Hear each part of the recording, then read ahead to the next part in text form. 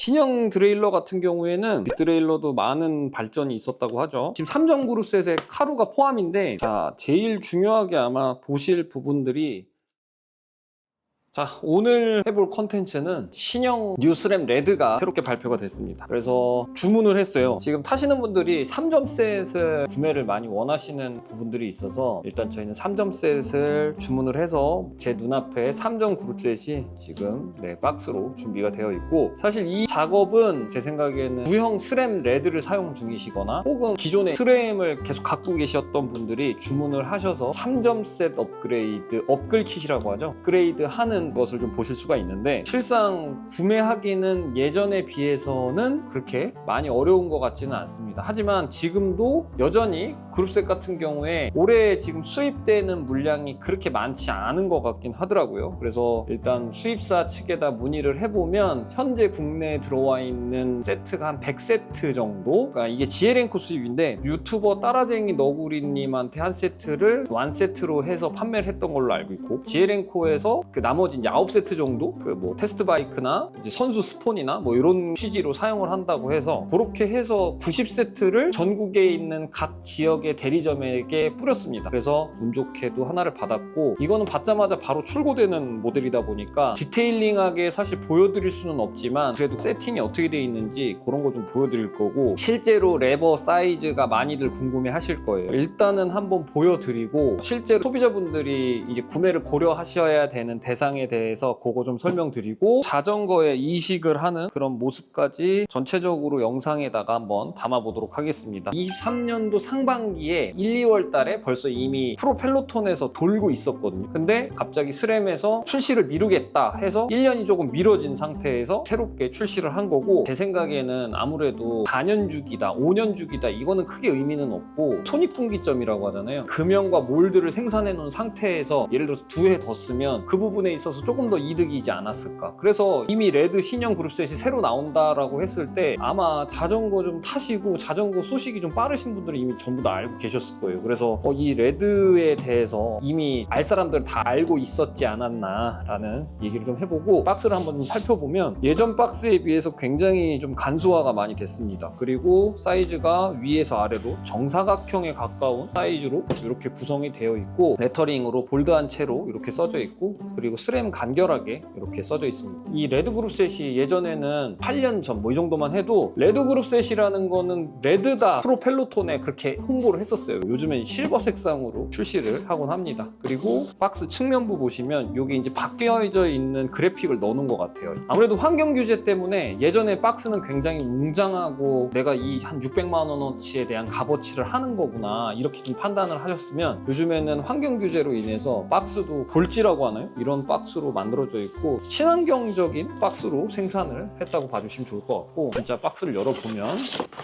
이렇게 4단 구성으로 하나, 둘, 셋, 넷 이렇게 4단 구성으로 3점 셋, 그룹 셋이 세팅이 되어져 있습니다. 첫 번째 마주하시게 되는 거는 잔잔한 설명서들, 매뉴얼이죠. 한가득 준비가 되어 있고, 툴들, 드레일러, 신형 드레일러가 지금 눈앞에 보실 수가 있겠습니다. 신형 드레일러 같은 경우에는 실제로 이 간격이 굉장히 좁아지신 것을 확인하실 수가 있겠고요. 그리고 배터리를 한번 넣어보면 변속 속도에 대해서 많이들 궁금해 하시는데, 체감적으로 바뀐 것은 없다고 전 개인적으로 보여지고, 체인 이탈하는 부분이 많이 좋아졌을 거예요. 실제로 스램을 사용하시면서 가장 문제를 많이 일으켰던 게 이너에서 아웃으로 나가는 체인이 이탈률이 굉장히 높았잖아요. 자동 오토 트리밍이 새로 생겨서 체인이 변속을 일으키면서 양쪽으로 조금씩 왔다 갔다 이렇게 움직여주는 모습까지 보실 수가 있는데, 그런 부분들이 업그레이드 돼서 아무래도 체인 이탈률을 조금 더 현저하게 줄일 수 있지 않았나. 종이 테이프로 마감을 했어요. 기스나지 말라고 이렇게 했는데 귀엽게 이렇게 잘 파놓은 것까지 보실 수가 있겠습니다.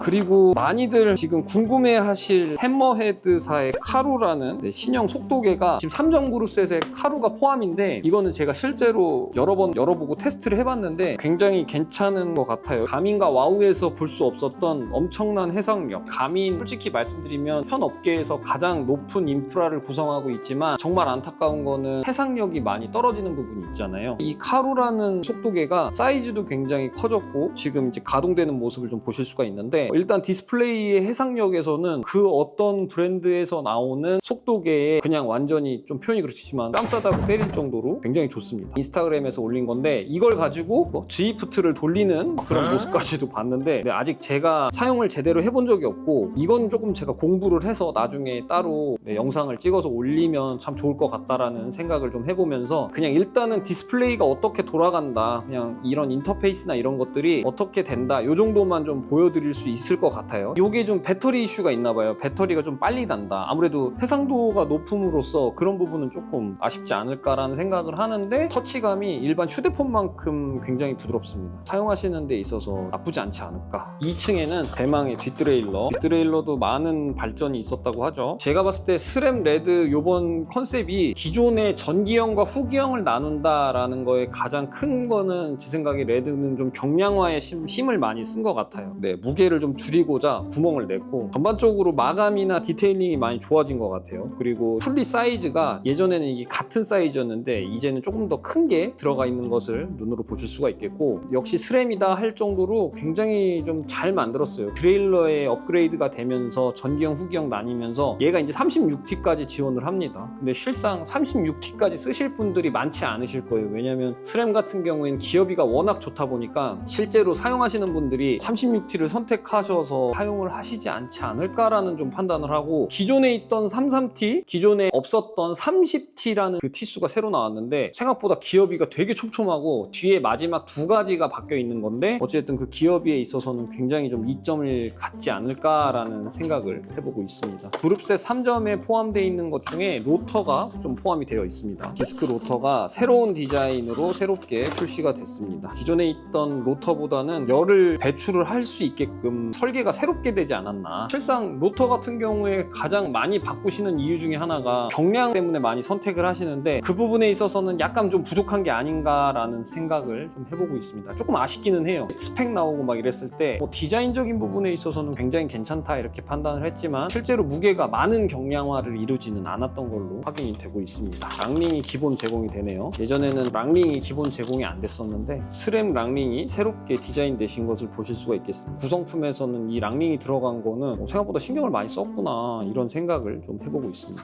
그리고 체인 들어와 있네요. 체인. 구형 체인과 신형 체인의 가장 큰 전환점? 제가 알기로 8g인가 6g인가 차이인데, 요 가운데까지도 막 구멍을 내놨어요, 체인에. 이런 부분들에 있어서는 솔직히 괜찮나? 이런 생각도 조금 들긴 합니다. 체인이 이렇게 얇은 데다가 구멍까지 막 내놓으면 실상 뭐 문제가 있진 않을 거예요. 그래도 경량을 많이 생각을 하고 힘을 썼다, 이렇게만 좀 판단을 해주시면 좋을 것 같습니다. 자, 제일 중요하게 아마 보실 부분들이 레버일 거예요. 그리고 제가 좀 인상 깊게 봤던 거는 브레이크 캘리퍼가, 요걸 보고 조금 우아했어요, 솔직히. 이번에 레드가 좀 각 잡고 나왔구나, 이런 느낌이. 여기다 이제 구멍까지 낼 생각을 했을까, 이런 좀 생각이 좀 들더라고요. 나쁘지 않아요. 디자인이 실제로 봤을 때 브레이크까지 경량을 하려고 세심한 흔적을 좀 바라본 게 아닌가라는 좀 판단을 해보고 있고, 그리고 레버는 이렇게 생겼습니다.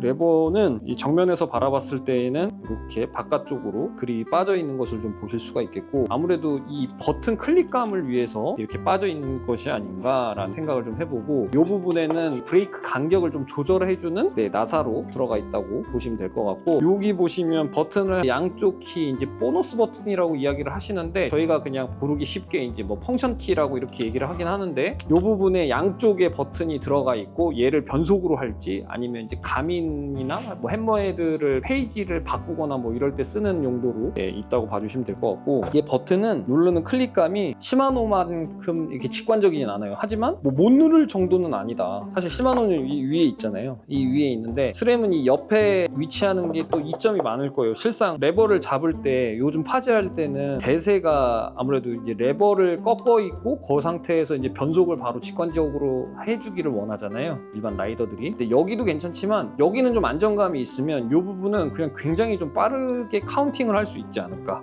저는 이렇게 그렇게 생각을 해보고, 레버 자체는 나쁘지는 않아요. 그립감이 되게 좋아졌고, 그리고 뭐 얘네 말로는 원핑거 시스템이 있다고 하는데, 실상 브레이크를 이렇게 잡으시는 분들이 많을까요? 저는 항상 파지할 때 보통 많이 잡으니까, 그건 이제 어쨌든 개인적인 취향에 따라서 갈리겠지만, 전반적인 뭐 그냥 형태나 마감새는 나쁘지 않아요. 그리고 이런 부분이 레버 파지할 때 충격받으면 이렇게 그립이 빠질 수 있으니까 이런 부분들 굉장히 신경 써서 디자인을 새롭게 한 것을 보실 수가 있겠고, 이상적으로 바라본 게 기존 구형과 신형과의 차이를 뒀던 게 이 그립감의 차이, 그리고 뭔가 마감에 있어서 트램하면 그래도 CNC를 작정하고 막 깎아서 만드는 모델들이잖아요. 장점이라고 생각을 하고 고급스럽습니다. 구형 레드를 쓰시던 분들은 레버만 바꿀지 3전셋을 바꿀지 이런 부분에 있어서는 바뀐 게 있기 때문에 아무래도 구매에 대해서 고려하실 분들은 좀 고려를 많이 하시지 않을까. 하지만 시마노를 쓰시는 분들이 굳이 레드로 넘어갈, 지금 12단을 쓰고 있는데 12단으로 넘어갈 만한 이점이 있을까라는 또 저 개인적인 생각을 해보고, 레드그룹스의 완성차에 달려서 구매하시는 분들은 오케이, 하지만 시마노를 쓰시는데 넘어가신다? 이런 분들은 거의 없지 않을까 라는 생각을 해보면서 일단은 1차적으로 오늘 영상은 여기서 마무리하고 이제 조립 영상으로 또 만나보도록 하겠습니다. 구동계로 이식을 할 거예요. 그래서 이식이 뭐 특별한 건 아니고 요거 레버 작업하고 앞에 그리고 뒤에 요것만 교체를 하고 체인 교체하고 요거까지 교체를 해서 작업을 마무리를 하려고 합니다. 구동계를 빼볼게요. 자, 앞뜨 그리고 뒷뜨, 그리고 마찬가지로 로터. 와, 랑링이 진짜 가볍네요. 레버, 여기도 레버. 일단은 가볍게 탈거만 좀 진행을 할게요. 이거 탈거 먼저 해야 작업이 좀 수월하게 이루어질 것 같으니까.